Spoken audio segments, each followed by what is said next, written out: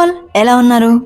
యాక్చువల్గా ఈరోజు కొంచెం డిఫరెంట్ ఫ్లేవర్తో అండ్ కొంచెం స్టైలిష్గా ఎవరైనా కొత్తగా ఇంటికి వచ్చేవారికి ఇలా చేసి పెడితే చాలా ఇష్టంగా తింటారు అండ్ మనకు కూడా కొంచెం కాన్ఫిడెంట్ ఫీలింగ్ కూడా వస్తుంది. ఫస్ట్ అయితే మనం ఈ పొటాటోస్ని ఉడకబెట్టుకుందాం. అవి ఉడికేలోపు నేను ఇక్కడ ఉల్లిపాయలు కట్ చేసుకుంటున్నాను. మీకు ఎంత వీలైతే అంత సన్నగా తురుముకోండి, ఎందుకంటే ఫ్రై చేసినప్పుడు ఎలాగో మనకు కనిపించవు. యాక్చువల్గా ఈ కర్రీని ఉల్లిపాయలు కానీ టొమాటోలు కానీ మిక్సీ పట్టి చేస్తే చాలా బాగుంటుంది.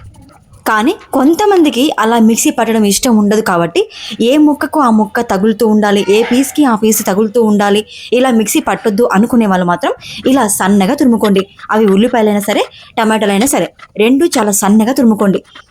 మనం ఫ్రై చేసుకుంటున్నప్పుడు ఎలాగైతే మిక్సీ పడితే గ్రేవీ లాగా తయారవుతుందో వీటిని ఫ్రై చేస్తున్నా కూడా అలాగే రావాలి. అంతలా ఫ్రై కావాలి అంటే ఇంతలా కట్ చేసుకోవాల్సిందే. ఓకే, ఇక్కడ పొటాటో ఉడికిపోయాయి. కాసేపు వీటిని పక్కకు పెట్టేద్దాం. అవి ఆలోపు చల్లారిపోతాయి. చూడండి ఎంత సన్నగా కట్ చేసుకున్నాను. ఇంత సన్నగా ఉంటే సరిపోతుంది, ఇంకా సన్నగా కూడా కట్ చేసుకోవచ్చు.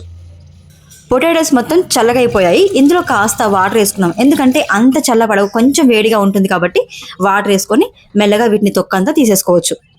ఇక్కడ పొటాటోస్ చాలా బాగా ఉడికిపోయాయండి. అసలు తీస్తుంటే ఎంత బాగా అనిపిస్తుందంటే అలా వచ్చేస్తున్నాయి అంతే, ఎక్కువ శ్రమ కూడా అవసరం లేదు, అంత ఈజీగా వచ్చేస్తున్నాయి. ఇలా తీస్తున్నప్పుడు ఇంకా వీడియో తీయాలనిపిస్తుంది, అంత బాగా వస్తున్నాయి. ఇలా పొటాటోస్ తొక్క తీస్తున్నప్పుడు ఖచ్చితంగా వాటర్ కింద పెట్టుకోవాలండి, ఎందుకంటే పొటాటోస్ మన చేతికి అతుక్కుపోకుండా ఉంటాయి అండ్ కొంచెం చల్లగా కూడా అవుతూ ఉంటాయి. ఓకే, నేను ఇక్కడ వీటన్నిటిని చేతితో ఇలా నలిపేసుకుంటున్నాను. మీ ఇష్టం, మీకు ఇంకా వేరే ఐడియాస్ ఏమన్నా ఉంటే అలా కూడా చేసుకోవచ్చు. నేను మాత్రం ఇలాగే చేస్తాను, ఎందుకంటే నాకు ఇలాగ చేయడం అంటే చాలా ఇష్టం. వాటిని ఆస్వాదిస్తూ ఆ ఫీలింగ్ని ఎంజాయ్ చేస్తూ మరి ఇలా నలుపుతూ ఉంటాను. ఎప్పుడు ఇలా చేసినా సరే నేను ఇలాగే చేస్తూ ఉంటాను. ఎంతైనా సరే చేతితో ఇలా నలిపితేనే ఆ బంగాళదుంపలు అనేవి చాలా మెత్తగా అయిపోతాయి అండ్ మనకు కూడా కొంచెం కాన్ఫిడెంట్గా ఉంటుంది, ఈ వంట చేసాము అని తృప్తిగా కూడా ఉంటుంది. నేను చేసే ప్రతి ఒక్క వంటకాన్ని ఇలా ఆస్వాదిస్తూ వంతాను. వండటం మాత్రమే కాదండోయ్, తినేటప్పుడు కూడా చాలా ఆస్వాదిస్తూ ఇష్టంగా తింటాను. ఎందుకంటే సమయం అనేది చాలా ఇంపార్టెంట్. ప్రతి ఒక్క సెకండ్ ఎలా గడుస్తుంది అనేది మన మైండ్కి ఎక్కాలి కదా. అప్పుడు ప్రతి ఒక్క సెకండ్ని కూడా మనం ఆస్వాదిస్తూ ఉండాలి.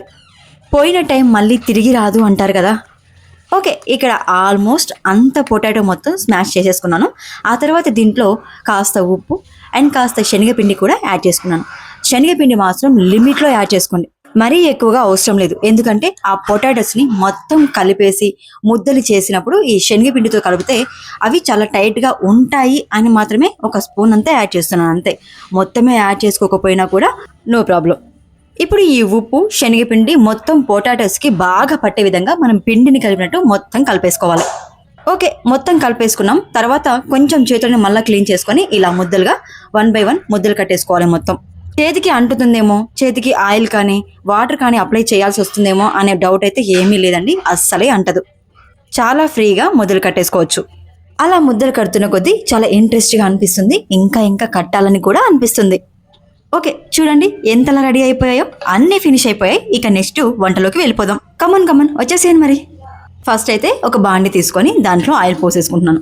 ఈ కర్రీకి కొంచెం ఎక్కువగానే ఆయిల్ పడుతుంది, చూసుకొని పోసుకోవచ్చు. కొంచెం ఎక్కువగా ఆయిల్ యూజ్ చేయడం వల్ల ఆ పొటాటో లోపలికి ఆయిల్ ఇంకుతుంది అండ్ పొటాటో ముక్కలు కూడా చాలా టేస్ట్గా ఉంటాయి. కర్రీ కూడా చాలా అద్భుతమైన రుచితో వస్తుంది. దాంట్లోకి జీలకర్ర, ఆవాలు, పచ్చిమిర్చి, కరివేపాకు ఇవన్నీ వేసుకొని దాంతోపాటు ఇక్కడ నలిపేసుకున్న అంటే కట్ చేసుకున్న ఎల్లిపాయలు కూడా వేసుకుంటున్నాను. అవంతా ఫ్రై అయిన తర్వాత మనం ఎలాగైతే సన్నగా తరిగి పెట్టుకున్న ఉల్లిపాయలు ఉన్నాయో వాటన్నింటినీ ఇందులోకి వేసేసుకొని ఫ్రై చేసేసుకోవడమే. చూడండి మొత్తం ఇలా కలిపేసుకోవాలి. దీనికి ఎందుకు ఇంత ఆర్వాటం, దీన్ని కూడా ఇంతలా చెప్పాలా అంటే అవునండి చెప్పాలి. అందరికీ వంటలు రావు కదా. రాని వాళ్ళు, వంటలు రాక బాధపడేవారు ఎంతోమంది ఉన్నారు. వారి కోసమే నా ఈ ఎక్స్ప్లెనేషన్. ఉల్లిపాయలు మొత్తం రెడ్గా ఫ్రై అయ్యే వరకు అలా ఫ్రై చేసుకుంటూనే ఉండాలి. అలా ఫ్రై అయినప్పుడు మాత్రమే ఉల్లిపాయలు టమాటాలు ఫ్రై అయిన తర్వాత అదొక గ్రేవీ లాగా మనకు కనిపిస్తుంది. కాబట్టి ఇప్పుడు చూడండి ఎంత రెడ్గా అయిపోయాయో. ఇలా అయిన తర్వాత ఇప్పుడు ఇందులోకి మనం టమాటాలు యాడ్ చేసుకోవాలి. మరీ ఎక్కువగా మాడే వరకు ఉంచొద్దండోయ్. కరెక్ట్గా గోల్డిష్ కలర్ రాగానే వెంటనే టమాటాలు వేసేసుకోవాలి. ఇప్పుడు ఈ రెండింటిని బాగా కలిసే విధంగా అండ్ మెత్తగా అయ్యే వరకు అలా ఫ్రై చేసుకుంటూనే ఉండాలి. ఫస్ట్ అయితే ఒక 5 minutes మూత పెట్టి మగ్గించేసుకుందాం. ఆ తర్వాత 5 మినిట్స్ తర్వాత మళ్ళీ ఓపెన్ చేసి ఒక్కసారి అలా కలిపేసుకొని మళ్ళీ ఒకసారి దాని కన్సిస్టెన్సీ ఎలా ఉందో చూసుకున్న తర్వాత దాంట్లో ఒకసారి కొంచెం ఉప్పు అండ్ దాని తర్వాత కొంచెం పసుపు కూడా యాడ్ చేసుకొని రెండు బాగా కలిసే విధంగా అండ్ ఆ టమాటాకి ఉల్లిగడ్డకి ఉప్పు పసుపు బాగా పట్టే విధంగా అలా కలిపేసుకుంటే సరిపోతుంది.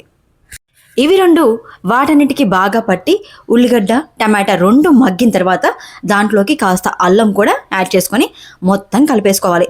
అల్లం వేసిన తర్వాత ఈ కూరగాయలు కలపడం ఒక టాస్క్ అయి ఉండే ఎవరికైనా సరే. ఎందుకంటే పసుపు అయితే చాలా ఈజీగా కలిసిపోతుంది, కానీ అల్లం అయితే చాలాసేపు కలిపితే కానీ అది కూరగాయలకు పట్టదు. అప్పటి వరకు కలుపుతూనే ఉండాలి. కాసేపు మూత పెట్టి మగ్గించుకున్న తర్వాత దాని కన్సిస్టెన్సీ ఇలా వస్తుంది.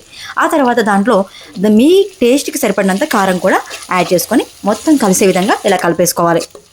ఆ తర్వాత ఓ 5 మినిట్స్ మూత పెట్టి మగ్గించేసుకోవాలి. మూత తీసిన తర్వాత దాని కన్సిస్టెన్సీ ఇలా వస్తుంది. అలా వచ్చిన తర్వాత కాస్త వాటర్ వేసి ఒకసారి కలిపి మగ్గించుకోవాలి. మళ్ళీ ఒకసారి 5 మినిట్స్ మూత పెట్టేసుకుందాం. 5 మినిట్స్ తర్వాత మూత తీసి చూస్తే దాని కన్సిస్టెన్సీ ఏ లెవెల్లో ఉంటుంది. ఇలా వచ్చిన తర్వాత దీంట్లో 1 స్పూన్ ధనియాల పొడి 1 స్పూన్ గరం మసాలా యాడ్ చేసుకొని మొత్తం కలిసే విధంగా మళ్ళీ ఒకసారి కలుపుకోవాలి.